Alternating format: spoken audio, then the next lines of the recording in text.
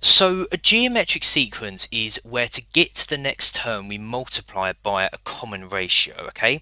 So for example, this here is a geometric sequence because to get from 2 to 4 and then 4 to 8 and then 8 to 16, we keep multiplying by 2. So here the common ratio is 2. This here is a geometric sequence because to get to the next term we keep multiplying by 3. This here is a geometric sequence because to get to the next term we keep multiplying by a half, and this here is a geometric sequence because to get to the next term we multiply by -2. This here is an alternating sequence, and this happens if the common ratio is a negative number because it's positive and then it's negative and then it's positive and then it's negative, so it alternates. Now, something we talked about in the arithmetic sequences video is the notation un, and if we think about this like GCSE, this is the nth term where n is the term that we're talking about. So u1 is the first term, u2 is the second term, and then u3 is the third term. So for example, if we're talking about this sequence here, if we want to find u3, this is the third term and this is 8, so u3 is equal to 8. If we're talking about this sequence here, if we want to find u4, this is the fourth term, which we can see is 54, so u4 is equal to 54. So for a geometric sequence, we have a formula that can figure out any term in the sequence. So it's un is equal to ar to the power of n minus 1, where a is the first term in the sequence, r is the common ratio, as we talked about before, and n is the nth term. So it's what term in the sequence we want to find. Okay, so this is one of the examples we talked about at the start of the video, and let's say that we needed to find u10, so this is the 10th term. I've given you the formula here for un, but note this isn't given to you in the formula booklets. You will have to remember this for your exams, okay? So in order to use this formula, we need the first term a, and we can see that the first term in this sequence is 2, and then we need the common ratio, and as we've already talked about, to go from 2 to 6 and then 6 to 18, we multiply it by 3, so the common ratio is 3, and then n, as we're talking about u10, n is equal to 10. So therefore u10 is equal to a, which is 2, multiplied by r, which is 3, to the power of n minus 1, so to the power of 10 minus 1. So therefore u10 is equal to, if you put this into your calculator, 39366. So this is the 10th term. Okay, so here's an example question where we're told a geometric sequence has the first 4 terms as 5, 10, 20, and 40. And for part A, we need to find the 8th term in the sequence. So this is going to be U8, okay? So here, A is the first term, and we can see that the first term is 5. And then R is the common ratio, and to go from 5 to 10, and then 10 to 20, we multiply by 2, so R is equal to 2, and then N is the nth term, and we're trying to find U8, so N is equal to 8. So therefore U8 is equal to A, which is 5, multiplied by R, which is 2, and this is to the power of N minus 1, so 8 minus 1. If you put this into your calculator, this is equal to 640. Okay, and then for part B, we need to find the value of n for where un is equal to 5120. So what this question is asking us is find the term in the sequence that is 5120, okay? And the way that we're going to do this, okay, so we know that a is equal to 5 and r is equal to 2, and we can use this formula here for un. So un is equal to 5120, and this is equal to a, which is 5, multiplied by r, which is 2, and this is to the power of n minus 1, and we're going to rearrange in order to find what n is, okay?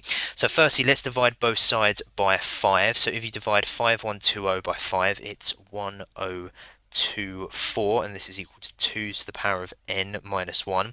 Now to make n the subject here, because we have this power here, we're going to take logs. So here we have base 2, so we're going to say it's log base 2 of this 1024 is equal to n minus 1, and log base 2 of 1024, if you put it into your calculator, is equal to 10. So 10 is equal to n minus 1, so therefore 11 is equal to n. So this here is the answer. So U11, the 11th term in the sequence, is equal to 5120. Okay, so this here is a bit of an unusual example that I just want to go through quickly.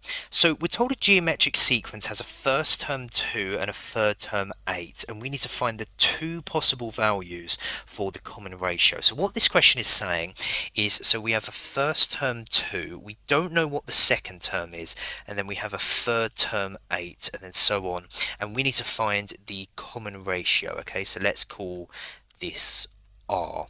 Okay, so if we consider this formula here, so A is the first term, and we can see that the first term is 2, and then R is the common ratio, and we don't know what this is, and then N, we're told that the third term is 8, so let's use this, so therefore N is equal to 3, and we know that the third term is equal to 8. Okay, and what we can do is we can use this information here in order to find R. Okay, because what we can say is if we use the third term, so U3 is equal to 8, and this is equal to A, which is 2, multiplied by R, which we don't know what R is, so let's just call this R, and this is the power of n minus 1. We're talking about the third term here, so n is equal to 3, so this is going to be to the power of 3 minus 1, like this here. Okay, and then let's find R.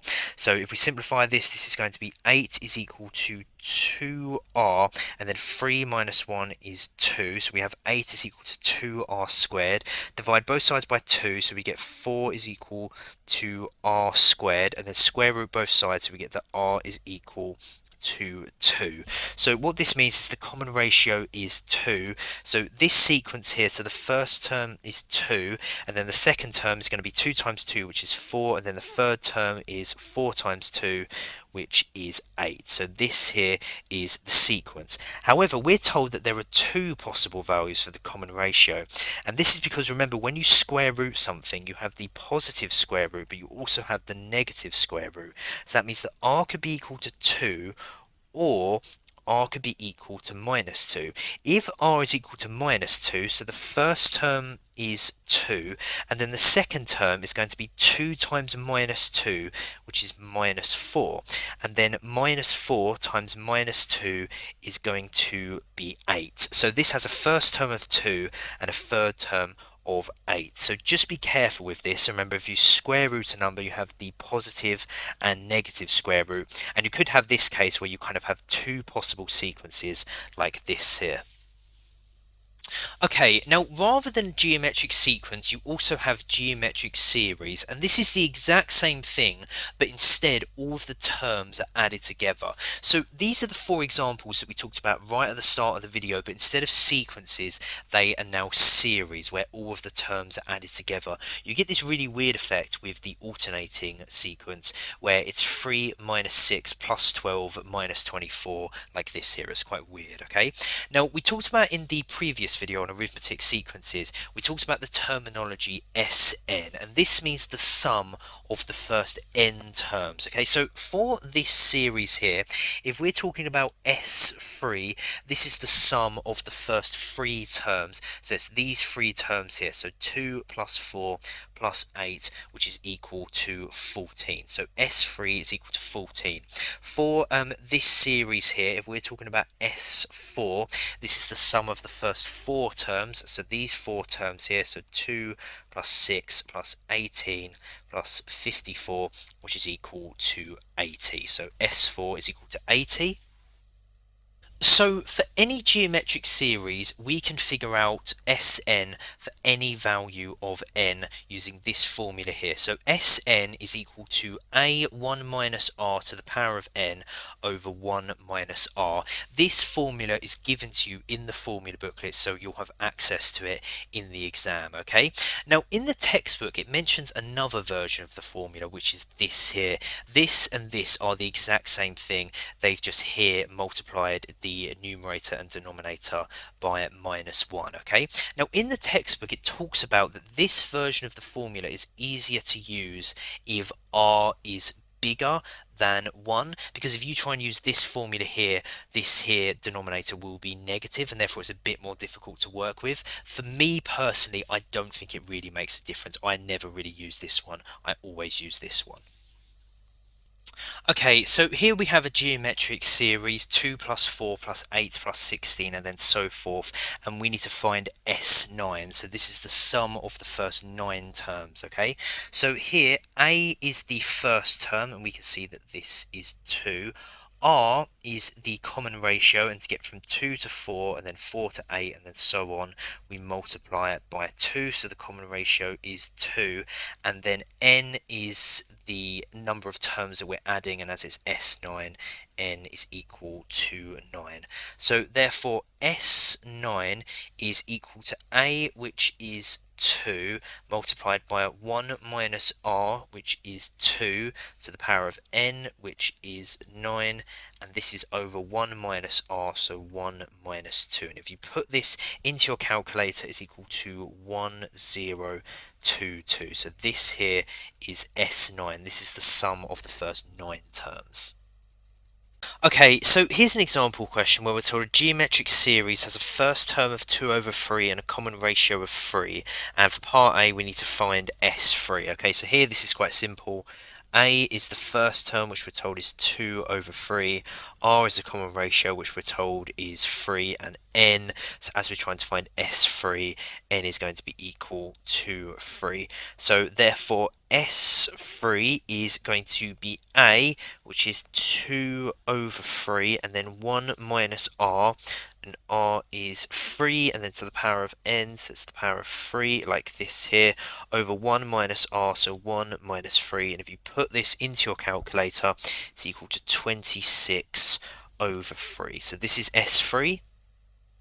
Okay, and then for part B, we need to find the value of n for where Sn is equal to 6560 over 3, okay? And the way that we can do this is by using this formula here. So Sn is 6560 over 3, and this is equal to A, which is 2 over 3, and then 1 minus R, which is 3 to the power of n, and this n is what we're trying to find, and then this is over 1 minus R, so 1 minus 3, like this here, and we're going to rearrange in order to find n, okay? So this is 6560 over 3 is equal to 2 over 3, 1 minus 3 to the power of n, and then 1 minus 3 is minus 2. Multiply both sides by this minus 2 to get rid of this denominator, which is going to be minus 13120 over 3 on this side is equal to 2 over 3, and then 1 minus 3 to the power of n, and then divide both sides by 2 over 3, so on this side it's going to be minus 6560, and this is equal to 1 minus 3 to the power of n. Move this 1 to the other side, so it becomes minus 6561 is equal to minus 3n, and then multiply both sides by minus 1, so we get 6561 is equal to 3n. So we need to find n, so if we take the log here, so we have this base 3, so we're going to do log base 3 of 6561, and this is equal to n, so therefore n, if you put this into your calculator, is equal to 8. So that means that S8 is equal to 6560 over 3. Okay, so on the specification it's mentioned that one of the proofs you need to know going into your exam is the proof for Sn for a geometric series, and they have asked this in an exam before, so you do need to know this. In the last video we went through the proof for Sn for an arithmetic series, and the method is kind of similar. So remember what Sn actually means. It's the sum of the first n terms, okay? So this here is what Sn actually is. It's the sum of the first n terms, okay? So this is the first term a, and then this is the second term a multiplied by the common ratio, so ar, and then this is the third term ar squared, and this keeps going all the way up to the final term, which is the nth term. So this is the formula for un, so it's ar to the power of n minus 1. Okay, so this here is Sn, and now we're going to consider Sn multiplied by r. Okay, so Rsn. Okay, so this is going to be the exact same as this here, but every term is now going to be multiplied by r, like this here. So this a becomes ar, this ar becomes ar squared, and then so on. And what we're going to do with this series here, we're going to shift everything to the right, like this here. And the reason that we're going to do this is we have now paired a load of the terms. Okay, we have ar and we have ar here, we have ar squared and we have ar squared here, and we have this all the way up to ar to the power of n minus 1 and ar to the power of n minus 1. And what we're going to do, we're going to do Sn minus Rsn. Okay, and the reason that we're going to do this is, so we have Sn minus Rsn. These pairs are now going to cancel out. So this AR is going to cancel out with this AR squared is going to cancel out with this, and this is going to keep going all the way up like this here. There are only two terms that are going to be left. We have this a here that doesn't cancel out, so we have a, and we have this ar to the power of n that doesn't cancel out. This is the ar to the power of n minus 1 multiplied by r. It doesn't have an equivalent here for Sn, so we still have this here. Remember, it's minus Rsn, so it's going to be minus this ar to the power of n, like this here. Okay, so we have this equation. Okay, we have a common in both the terms here, so let's factorize this out. So it's going to be Sn minus Rsn is equal to a, then it's going to be 1 minus r to the power of n, like this here. Now on this side, with both of these terms here, we have Sn common, so we can factorize this out. So it's Sn, and then this here, this Sn is now going to be 1, and then this minus Rsn is now going to be minus r, like this here, and this is equal to a 1 minus r to the power of n. Okay, and we're going to divide both sides by this 1 minus r, so therefore Sn is equal to a 1 minus r to the power of n over this 1 minus r, and this here is the formula for Sn for a geometric series, and this here is the proof. When you're doing this in an exam and you're writing out the proof, make sure to write out this section here where you show the terms and you show them cancelling out. Okay, so here's a past exam question for you to have a go at. I've given you the formula for Sn because it's given to you in the formula booklet, so you'll have access to it in the exam. Pause the video if you want to have a go, and I'll go for the answer in about 5 seconds.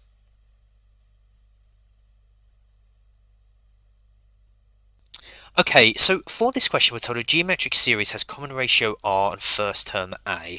R isn't equal to 1 and a isn't equal to 0. And given that S10 is 4 times bigger than S5, we need to find the exact value of r for 4 marks, okay? So S10, we can use this formula here for Sn. The first term is a and the common ratio is r. So S10 is equal to a 1 minus r, and then n here is 10, so it's r to the power of 10 over 1 minus r, and then S5 is equal to a 1 minus r to the power of 5 over 1 minus r, okay? So we're told that S10 is 4 times bigger than S5, so S10 is 4 times bigger than S5, so S10 is equal to 4 times S5, like this here. So S10, which is a 1 minus r to the power of 10 over 1 minus r, is equal to 4 times S5, so a 1 minus r to the power of 5 over 1 minus r, like this here. And be careful with this. I think it's probably a common mistake for people to put the 4 on the other side. S10 is 4 times bigger than S5. So S5 times 4 is equal to S10. Be careful with that. Okay, so let's work with this. So let's move this 4 into this fraction. So we have a1 minus r to the power of 10 over 1 minus r is equal to, and we're going to write this as 4a 1 minus r to the power of 5 over 1 minus r, like this here. Now we have this 1 minus r denominator on both sides, so let's multiply both sides by 1 minus r to get rid of this. We're told r cannot be equal to 1, so that means there's no risk of 1 minus r being equal to 0 and then kind of multiplying everything by 0 and kind of mucking everything up. There's no risk of that because we're told that r cannot be equal to 1, so we can do this. So this is going to be a1 minus r to the power of 10 is equal to 4a 1 minus r to the power of 5, like this here. Okay, now we are also told that a is not equal to 0, so therefore everything here we can divide by a because we have a on both sides here. Again, because a is not equal to 0, there's no risk of us dividing by 0, so we can write this as 1 minus r to the power of 10 is equal to 4, and then 1 minus r to the power of 5, like this here. Let's expand this bracket. So this is going to be 1 minus r to the power of 10 is equal to 4 minus 4r to the power of 5. Okay, so now we need to solve for r. So we have this 1 minus r to the power of 10. Let's move this onto this side of the equation. So we have this 4 here, and then if we bring this 1 to the other side, it's going to be 4 minus 1, so it's going to be 3. And then we have this minus 4 r to the power of 5, and then we have this minus r to the power of 10, so if we bring this onto this side, it's going to be plus r to the power of 10, like this here, and this is equal to 0. I'm going to quickly rewrite these terms as r to the power of 10 minus 4r to the power of 5 plus 3 is equal to 0. So we need to solve this here. The way that we could easily solve this is if we say let x equal r to the power of 5. This r to the power of 10 will be x squared, and then this minus 4r to the power of 5 will be minus 4x, and then plus 3, and then this is equal to 0. And this here is a quadratic that we can solve. We can factorize this into x minus 3 x minus 1 is equal to 0, like this here. So therefore x is equal to 3, or x is equal to 1. Now x is equal to r to the power of 5, so this means that r to the power of 5 is equal to 3, or r to the power of 5 is equal to 1. Okay, and we need to solve for r. So if we take the fifth root of both sides, so this means that r is equal to the fifth root of 3. Remember, when it's an odd power, you don't need to worry about plus or minus. Or r is equal to the fifth root of 1, which is just 1. Now we are told that r is not equal to 1, so therefore this is not one of the solutions, so therefore this here is the only solution. R is equal to the fifth root of 3, and this is the final answer.